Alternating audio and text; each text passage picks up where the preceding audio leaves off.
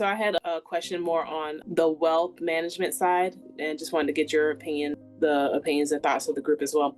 So I was looking at yesterday, I was re-looking at the CFP. Do you use the CFP at all, the Certified Financial Planner, or do you just have the CPAs and the lawyers and all that kind of stuff? I don't use the CFP. Well, in my opinion, and if you read that book, Simple Path to Wealth, not just because of that book, but I think a lot of those programs and processes are very fee heavy, and most of the stuff that they're going to teach and or do for you is very figure it outable, or you have access to it. So I'm not a big fan of hiring a CFP personally.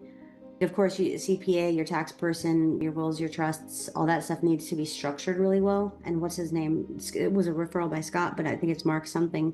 He's great.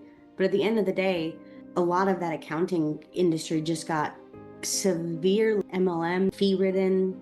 And most of it is just unnecessary processes for stuff that you can do. You just have to structure it right, which I think mostly takes a lawyer. I was re-looking at it again because at one point in time, well, many years ago, probably over 10 years ago, I was getting ready to do my CFP. I had already done all the classes and stuff like that. And what I particularly liked about it, so I was always interested in investments and stuff like that. And I just thank God at the age of 8, I mastered the game of Monopoly by the grace of God. And I beat everybody I played for 2 years. And when I look at it now, man, I was cutting deals and doing all kinds of stuff, thinking outside the box. And at any rate, so fast forward years later, I was interested in investing, but I didn't know anything. And I always wanted to learn about it so I could teach it to other people, because I'm like, man, this is something that people need to know. We just, back then it was way more gatekeeping because there was no Google or YouTube or anything like that. And so I was like, oh, cool, well, I'm going to try to do some. And then I got some bad information, so it turned me off from it for a while. But then eventually I ended up with one of the MLM companies. I was going to say that shall remain nameless, but it was good, at least for an introduction to some things. So I ended up getting my series with 63, and then the other one, I got my life, health, and variable annuities and all that stuff, right? All those licenses. And so I ended up learning certain things through going through that and sitting through those exams and stuff like that.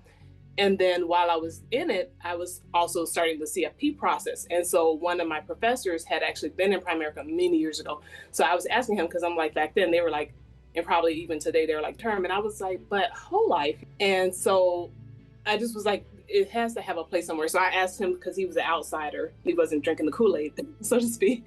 Yes. And I wanted to get an unbiased opinion. And so when I talked to him, he said for the market that they are marketing to, term is more the most likely thing that they do need. He said, however, whole life does have a place. And so he and I were talking. And then from there, I ended up working for a mutual insurance company. And so from working with them, that's when I learned, out of all of the companies that do whole life or whatever, I would only use a mutual company because their shareholder owned. And so basically the people who own the policy own it and they have control over it. So they're not trying to get a profit like a MetLife or whatever. And at that point in time, there were only 2 companies in the country that were mutually owned. So I was like, now I know if I do want to do a whole life wealth management planning, I'm going to use either this company or that company. And so just things I learned along the way. And what I liked about the CFP, as far as they're a fiduciary. So they have to do what by oath and by ethics, they have to do what's right for the client, regardless of the impact. So they can't say, hey, I recommend this investment to you because they know it's going to be more commission based. They can't do that. That's also a weakness. So licenses are obviously, they're keys to open doors, but they're also chains that keep you weaker, in my opinion.